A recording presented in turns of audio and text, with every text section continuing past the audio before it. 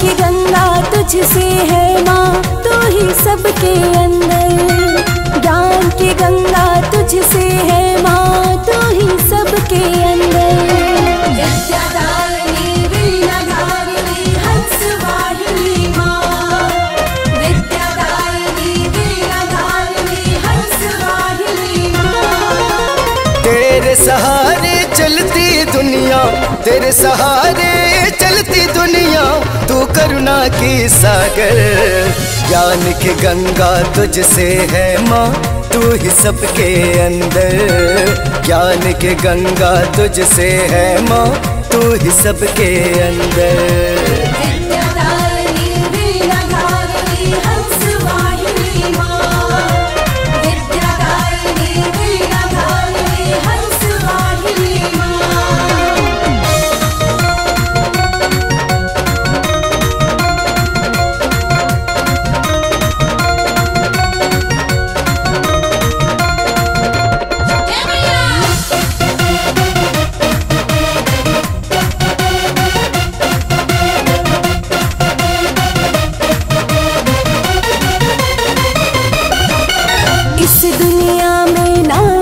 उसका जिस पे हुई माँ तेरी नजर, मैं भी तेरी लाडली हूँ, मेरी भी ले थोड़ी खबर।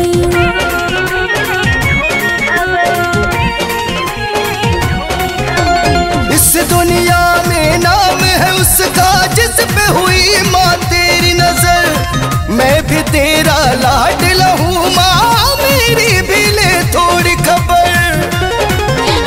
सद्गुण देना सबके अंदर, सद्गुण देना सबके अंदर, दुर्गुण कर दे बाहर।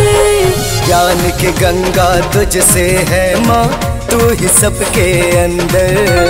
ज्ञान की गंगा तुझसे है माँ, तू ही सबके अंदर।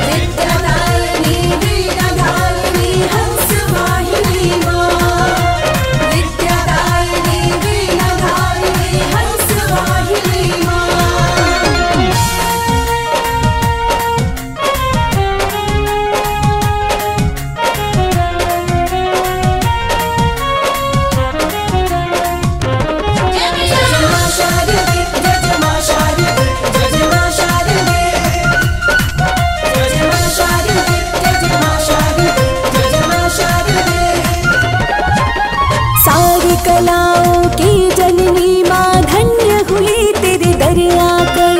अपनी दया का हाथ तू रख दे ममता मई मेरे ऊपर।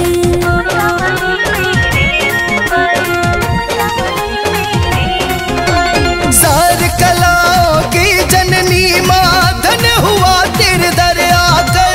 अपनी दया का हाथ तू रख दे मैया सबके ऊपर। ज्ञान का मुझको दरिया बना दे, ज्ञान का मुझको दरिया बना दे, मैया तू है समंदर।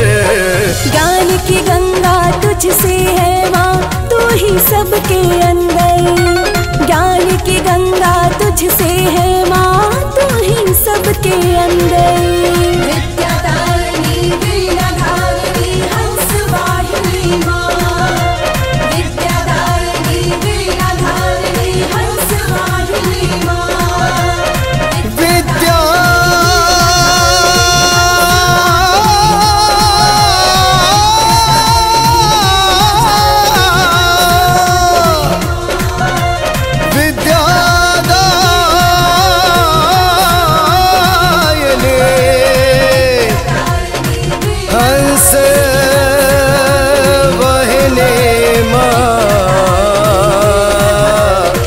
हंस